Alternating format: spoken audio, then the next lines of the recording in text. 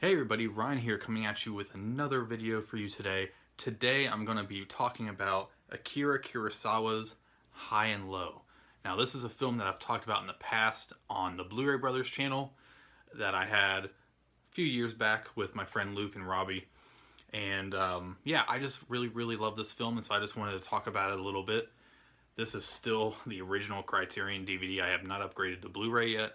I really need to do that. So that's what we're going to be talking about today.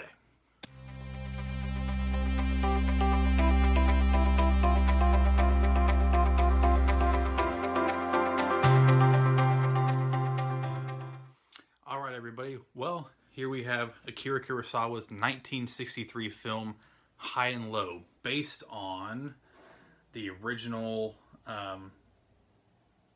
the original novel's name is King's Ransom by Ed McBain. I've actually read some of his books. I never read this one.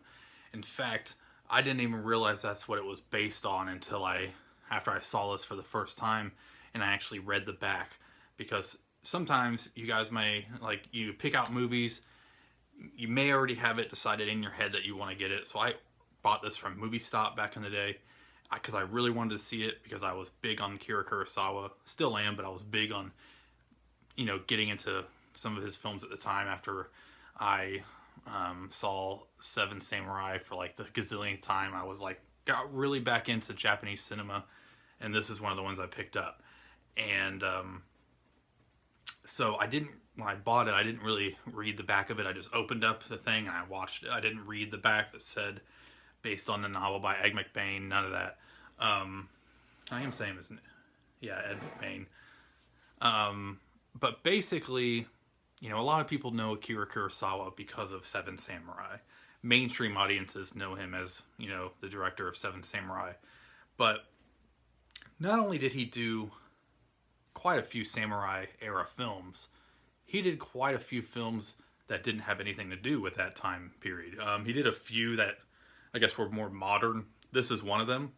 This is more of like a film noir type film, or at least that's the kind of style that they're going for, kind of a noirish. Not in the kind of film noir sense that we have like with classic Hollywood, but with the film noir that, there's the crime element. The lead character, is somebody that you root for, but he also has different motives, and you're not really always sure what's, they kind of toe that fine line. Of course, another big thing about, film noirs is that female character. Now, this film doesn't have like the femme fatale in it, but there's a lot of noirish type things. And the thing about Akira Kurosawa is that he was able, and he was, a Japanese director that really kind of reinvented a lot of these genres, or took his own spin on it and they became their own thing. Like, he was one of the best, basically Western filmmakers, but, he wasn't from the West.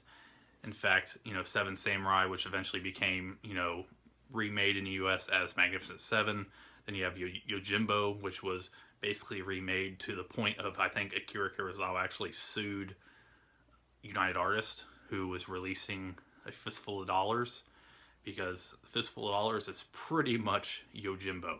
So there's a lot of that kind of stuff, and there's always been that kind of debate where, Akira Kurosawa is so famous, but he actually wasn't really embraced in Japan as much as you may think at that time, because everybody thought he was trying to make, I guess, more American style movies. Whereas now, Americans, we love looking to him in Japanese cinema instead of like looking at our own. But he was so good at doing these stories that his influence is still everywhere to this day. I mean, he even had an influence with George Lucas on Star Wars with the film The Hidden Fortress. Definitely not, a lot of people say Star Wars is like a remake of Hidden Fortress. I wouldn't go as far as saying that. There's just elements in it that you could tell George Lucas was inspired by, mainly like R2-D2 and C-3PO, kind of resembling like the two peasant characters, the comedic relief kind of characters in Hidden Fortress. So with all that said, Akira Kurosawa did a lot more than just samurai films, and he did a lot of films with in my opinion, one of the greatest actors in the world ever. That is Toshiro Mifune. Um, in fact, right now there's actually a documentary on Netflix. If you guys have never heard of him, you've probably seen that documentary go in your Netflix queue or the recently released things on Netflix. Netflix just released a documentary about Toshiro Mifune, and he's just such a great actor in general. My first experience with him was Seven Samurai. Then I've gone on to watch other stuff with him in it. Um, the one that I like the most out of all the things I've seen, other than Seven Samurai, is High and Low, mainly because of the film itself. You know, it's very well. We'll just go ahead and get into that. High and Low is basically about a kidnapping, and it's not just, you know, somebody gets kidnapped and there's a ransom and there's a crime. You know, there's like, you know, police procedural. Um, None of that kind of. It's not just that.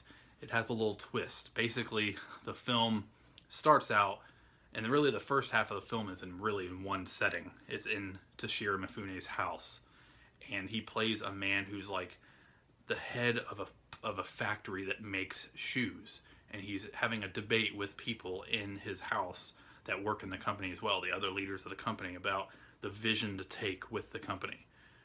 Are we going to make more money with making cheaper shoes, or are we going to just stay the same and just continue to make good quality shoes and barely make a profit, that kind of thing? And Toshiro Mifune's character is very, we need to make good shoes. I stand for making good shoes. That's what I'm going to do. I'm not going to make these cheap things. And so there's this little struggle going on between his personal life with that job.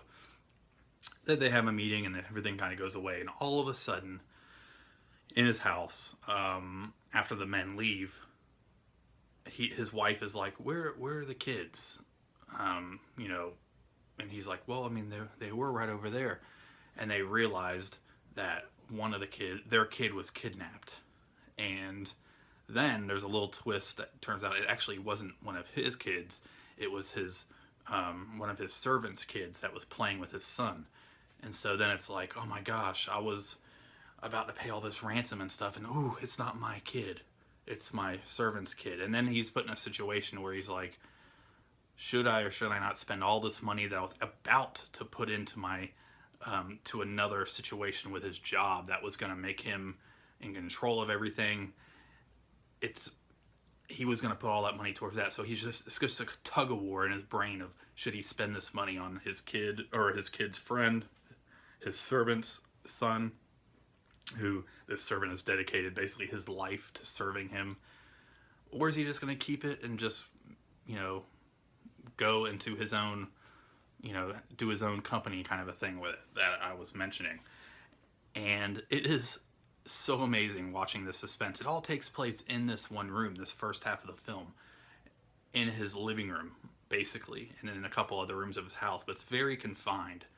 And it is so brilliant how it's all dialogue, of course, because it's not outside. There's really not a lot of action at this part, but you're just like sitting there biting your nails, like, what the heck is going to happen next? Like, the scenario is so insane. But it's really a statement on society, because then it becomes, you know, the police get involved, they do the investigation into the kidnapping, all this kind of stuff. And so the second half of the film is very much like an investigative kind of story, to where you have a set of detectives who are investigating this kidnapping and trying to find out who's responsible, all that kind of stuff. But it really makes a statement on society. And the thing I have to say is that Toshiro Mifune's character lives on top of a hill that oversees the town.